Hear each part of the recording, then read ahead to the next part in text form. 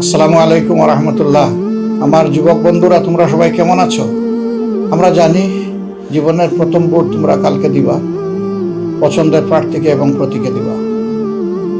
একটা নতুন দেশ গড়ার প্রত্যয়ে, একটা পরিবর্তনের আশায় এবং একটা সুশাসনের আশায়, দুর্নীতিমুক্ত দুঃশাসন মুক্ত একটা বাংলাদেশ গড়ার আশায় আমার বিশ্বাস তোমরা এই ভোটটা উদযাপন করবা, শুধু দিবা না এবং একাই যাবা না, ভোট কেন্দ্রের সাথে নিয়ে যাবা আপন বন্ধুকে, ভাইকে, পরিবারের সদস্যদেরকে, সবাইকে উৎসাহিত করবো। ইতিমধ্যেই আমরা লক্ষ্য করছি একটা উৎসবের আমেজ মানুষের মধ্যে লক্ষ্য করা যাচ্ছে এবং তারা সবাই পরিবর্তন চায়। বিশেষ করে রাজধানী ঢাকা অনেকটা ফাঁকাই হয়ে গিয়েছে বলতে হবে।